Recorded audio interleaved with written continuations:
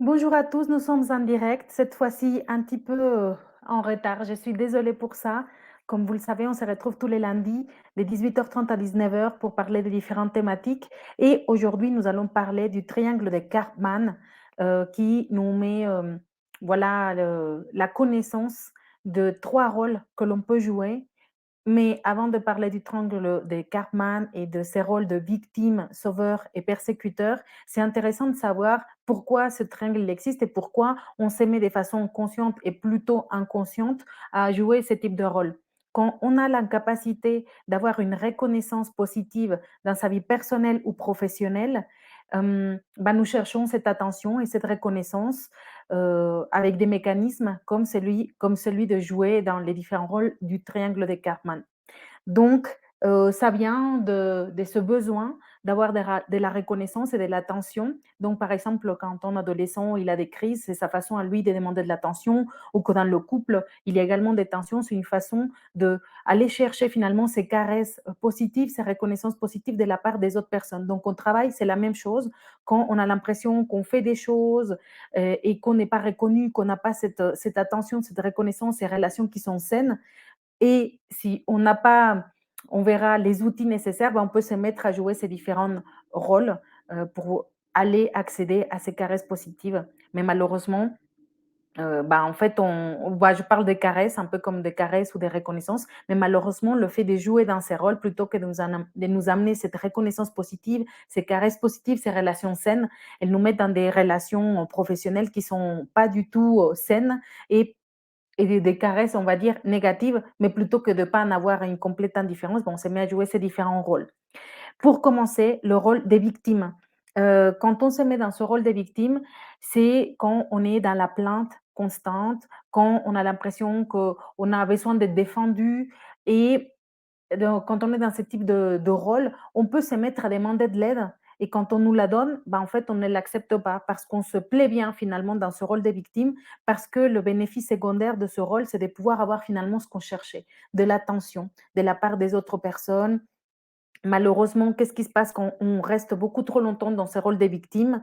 Eh ben, on devient de plus en plus victime, on sent qu'on est de moins en moins compris et cetera et donc du coup, c'est vraiment un cercle, vicieux dans lequel on se met et dans cette posture, malheureusement, on renonce à notre maturité. C'est un peu comme si on restait un enfant, voilà, victime, de ses parents et de ce que décident les autres et cetera donc vraiment comme si on n'avait pas la maturité et, et ce passage à l'âge adulte qui nous permet de vraiment reprendre responsabilité de notre vie, bah, on n'est pas du tout dans ça, on est vraiment dans la plainte et dans un côté enfantin, voilà, qui ne fait que, bah, qui nous fait baisser en estime et nous fait rester dans ces cercles de se sentir encore plus victime.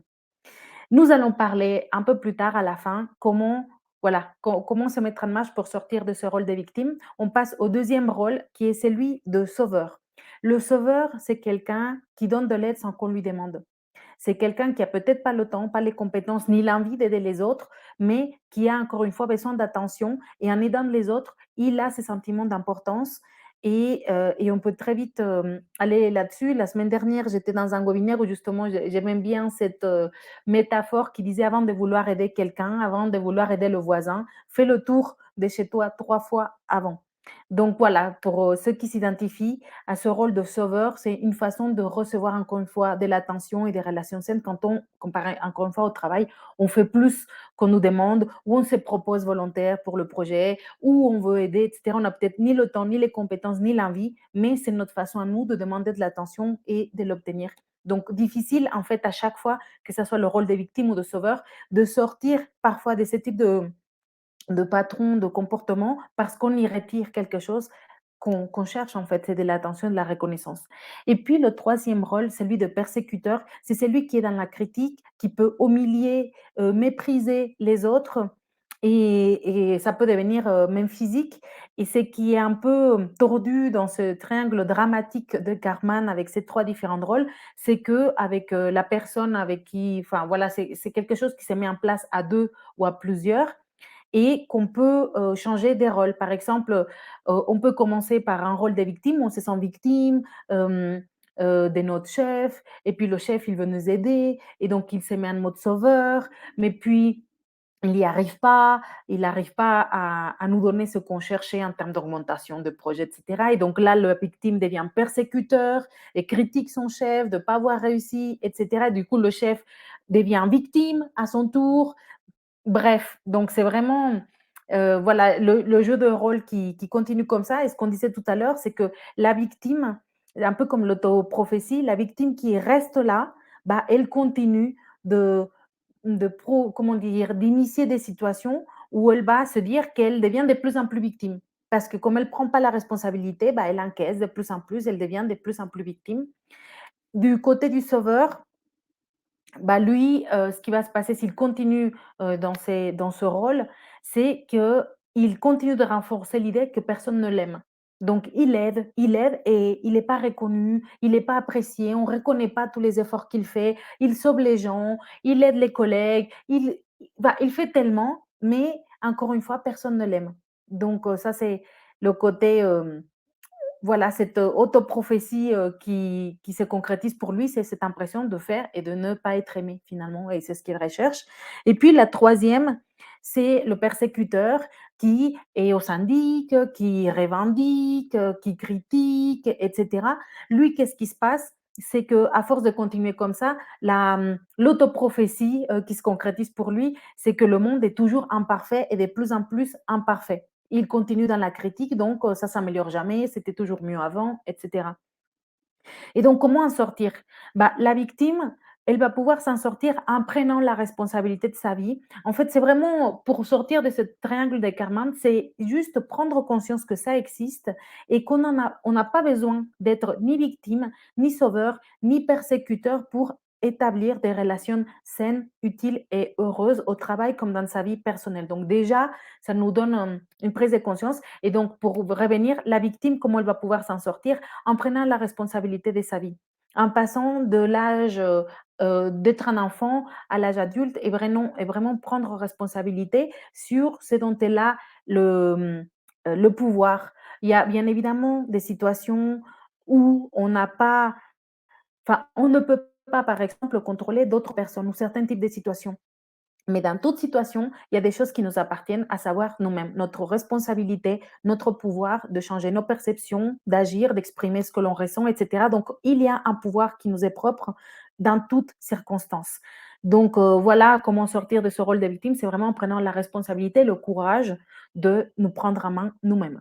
Deuxièmement, pour le rôle de sauveur, lui, ça va être vraiment de prendre conscience que pour être important, il n'a pas besoin de sauver la planète entière, ni les personnes, et de bien se poser la question si au moment d'aider, il a le temps de le faire, s'il a les compétences, l'envie de le faire, et surtout s'il a la permission de l'autre personne. Parce que quand quelqu'un est sauveur, il est en train de, et qu'on ne on demande pas de l'aide, quand quelqu'un est en train d'aider quelqu'un d'autre alors qu'on ne lui a pas demandé, on se met dans une position de mettre l'autre en position de victime. Parce que c'est comme si on disait à l'autre, bah, t'as pas les compétences, t'as pas la responsabilité, la force, les ressources, donc je vais venir t'aider sans que tu m'aies demandé. Donc c'est pas quelque chose qui est du tout utile. C'est malheureux parce que le sauveur, il fait ça de très bon cœur et avec les meilleures intentions, mais malheureusement, c'est quelque chose qui est nuisible et pour lui-même et pour l'autre personne. Donc vraiment, se poser la question, est-ce que j'ai la permission d'aider? Est-ce qu'on me demande de l'aide? Et si oui, est-ce que j'ai le temps? Est-ce que j'ai les compétences? Est-ce que j'ai l'envie de le faire? Et je n'ai pas besoin d'aider les autres pour me sentir important et pour avoir une estime et avoir des relations saines. Et troisièmement, pour le rôle de persécuteur, ici, l'idée, c'est de changer d'une critique qui n'aide personne et qui met, voilà, qui est juste dans l'humiliation et le mépris, à passer à une collaboration qui va être constructive dans la relation. Donc, voilà, j'espère que ce cours live, malgré le fait d'être commencé un petit peu en retard, bah, voilà, vous puissiez en profiter. Je vois qu'il y a quelques personnes qui sont connectées. Merci de votre présence. Et l'idée, c'est justement de prendre conscience de ces rôles et de ne plus les reproduire et on n'en a pas besoin en fait. On n'a pas besoin d'être ni une victime, ni un sauveur, ni un persécuteur pour établir des relations saines et dans le milieu personnel et bien évidemment professionnel. Il y a d'autres façons de procéder et voilà aujourd'hui voilà, des clés, s'il y a un des rôles, qui vous parle davantage, ce que vous pouvez faire justement pour le contrer. Et si vous êtes cadre ou ingénieur, merci pour le cœur, je vois qu'il y a quelques personnes qui l'ont mis, merci.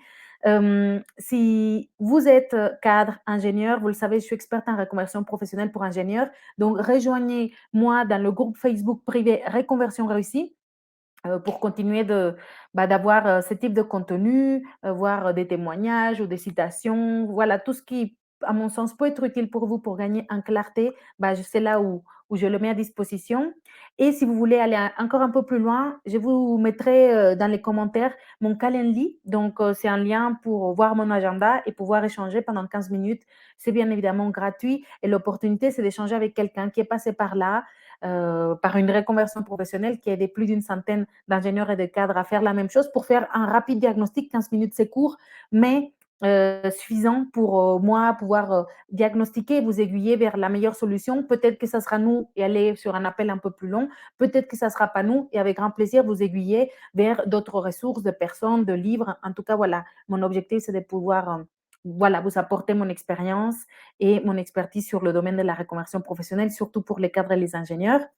Et voilà, je vous dis à la semaine prochaine de 18h30 à 19h pour un prochain live. Je n'ai pas encore la thématique, mais je vous la mets quelques jours avant sur les différents réseaux sociaux, sur Facebook.